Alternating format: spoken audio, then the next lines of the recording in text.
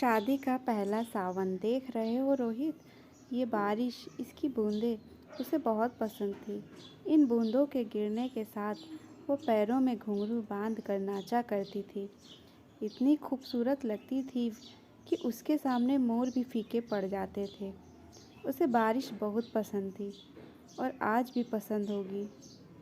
आज इस बारिश के साथ उठने वाली मिट्टी की खुशबू फिर से उन दिनों में ले जाकर मुझे छोड़ आइए, जब हम बरसात के मौसम पर सड़क पर यूं ही घूमते हुए घर आते थे। ये बारिश भी बड़ी अजीब है। लोगों के लिए पानी है और मेरे लिए बरसते इश्क की कहानी है। पहाड़ी के पीछे जो वो ढाबा है जहाँ मैं चाय पीने जाता हूँ, वहाँ की चाय उसे बहुत पसंद थी। हम हर बरसात में कॉलेज से लौटते वक्त वहाँ की चाय ज़रूर पीते थे। चाय वैसे भी उसे बहुत पसंद थी। मई जून की दोपहरी में भी वो चाय पीना पसंद करती थी और जब मैं मना करता था तो बड़ी नज़ाकत से कहती थी, जनाब आपके लिए सिर्फ चाय होगी, मेरे लिए तो इश्क है। फिर मैं कहता था कि जब चाय से इश्क है तो मैं क्या हूँ।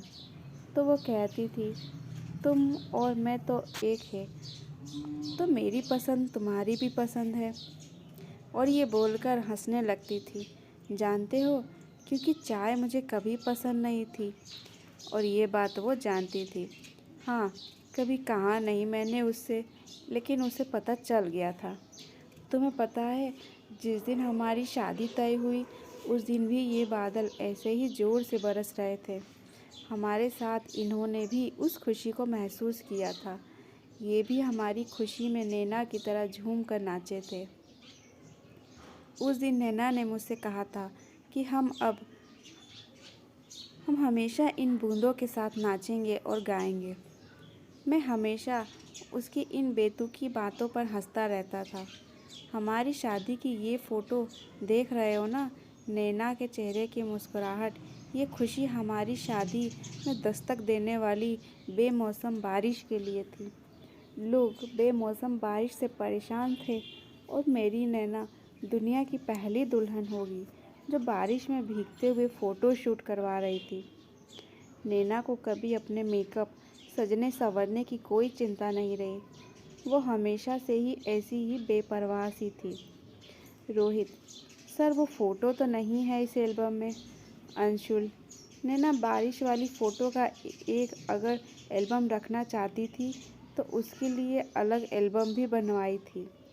शादी के बाद 15 दिन बाद ही मुझे अपनी ड्यूटी पर वापस जम्मू जाना पड़ा। जब यह बात नैना को पता चली तो वो मुझसे बोली कि तुम फौजियों का काम छुट्टी के मामले में बड़ा ख़राब है, लेकिन ठीक है, जाओ, जल्दी आना। सबको बता दो कि तुम्हारे साथ रहने की बरसात में मैंने बुकिंग कर ली है, तो अपनी बारिश तुम यहीं बिताना मेरे साथ। शादी के पहले सावन में मुझे तुम्हारी छुट्टियां गिफ्ट में चाहिए, मैंने मुस्कुराते हुए कहा था। आपका हुक्म सर आँखों पर। तो वो हंसने लगी थी।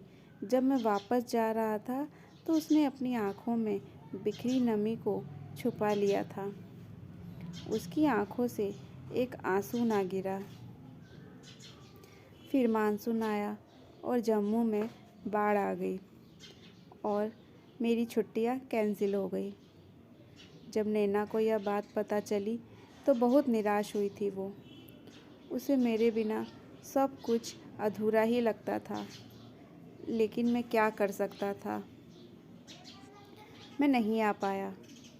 मैं बाढ़ में फंसे लोगों की जान बचा रहा था।